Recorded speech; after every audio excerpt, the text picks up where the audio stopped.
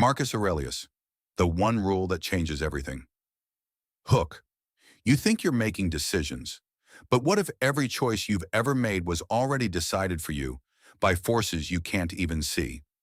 Philosopher context. Picture Rome at its zenith. The year is 161 AD. Marble columns stretch toward heaven. Gold flows through the streets like water, and at the center of it all sits a man who never wanted power. Marcus Aurelius didn't seek the throne. It found him. Adopted by Emperor Antoninus Pius, groomed from childhood to rule an empire that spanned 3 continents. But here's what makes his story extraordinary. While commanding legions and governing millions, he spent his nights writing in a private journal. Not propaganda, not speeches, just raw, unfiltered thoughts about the nature of power, control, and human psychology. He called it To Himself, what we now know as meditations. These weren't meant for public consumption. They were the private thoughts of the most powerful man on earth, wrestling with forces that would make modern psychologists uncomfortable. Because Marcus understood something that most people never grasp. The greatest battles aren't fought with swords, they're fought in the mind.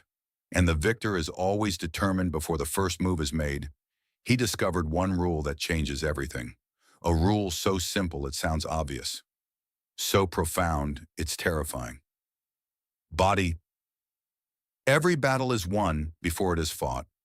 Sun Tzu wrote these words in ancient China, but Marcus Aurelius lived them in the corridors of Roman power. This isn't about military strategy.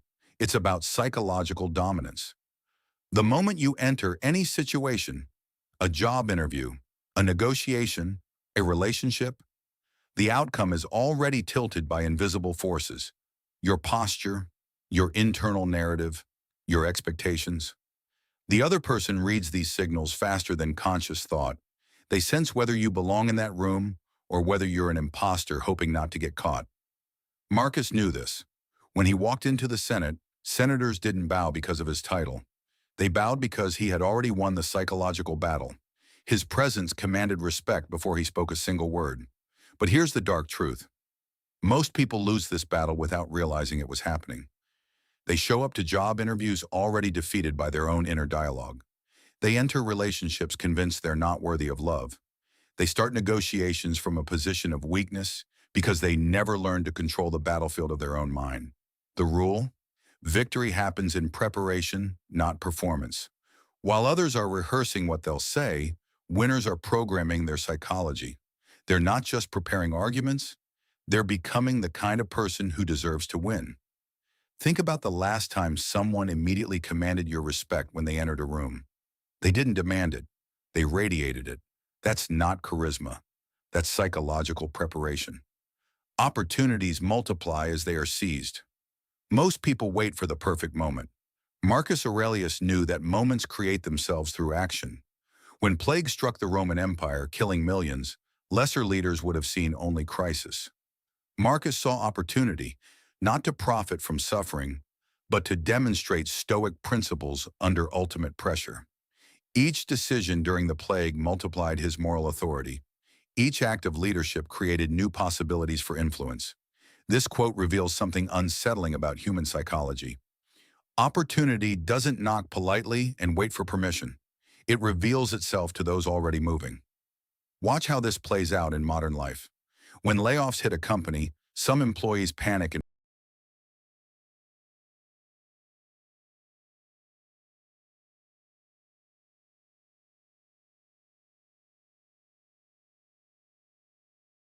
just find new opportunities.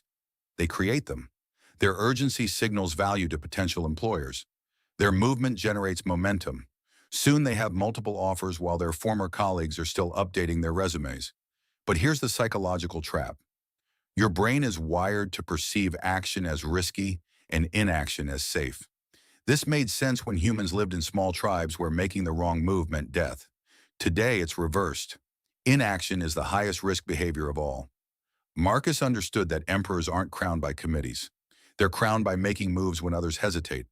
Every decision he made during crisis expanded his range of future choices. Every problem he solved created new resources to draw upon.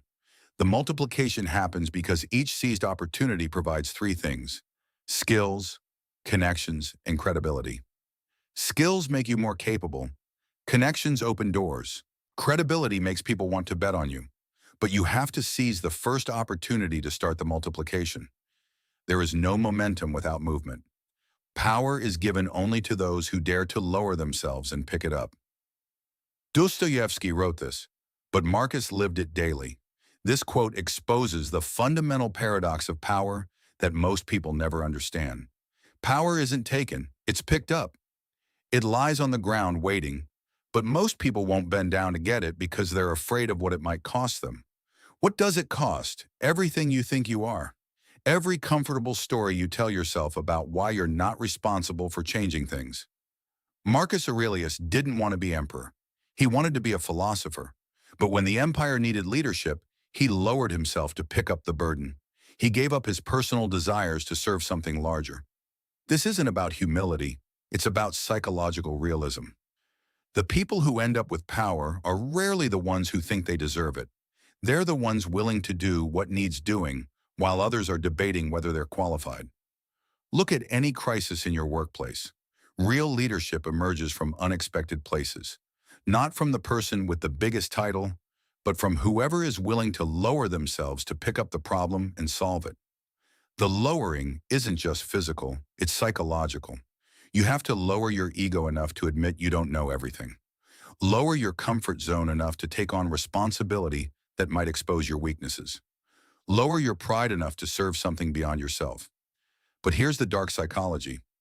Most people would rather complain about powerless leaders than become powerful themselves. Because power requires accountability. It requires making decisions that affect others.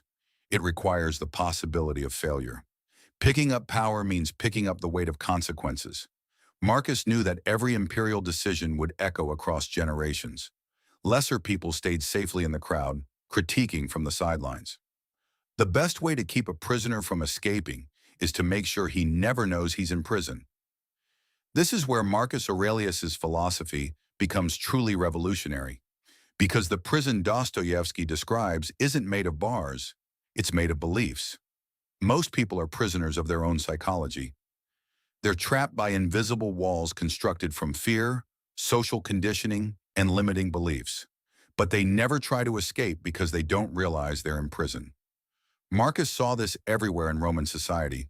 Citizens who could have been philosophers chose comfortable mediocrity.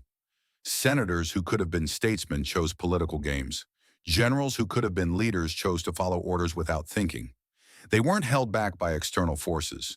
They were held back by internal programming they never questioned. The modern prison is even more sophisticated. It's built from social media algorithms that feed you information, confirming what you already believe. From educational systems that teach compliance over critical thinking. From entertainment that keeps you distracted from your potential.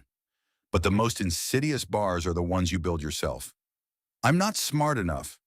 I don't have connections. I'm too old to change careers. People like me don't start businesses. I could never do that. These aren't facts. They're beliefs. But beliefs become prison walls when you stop examining them.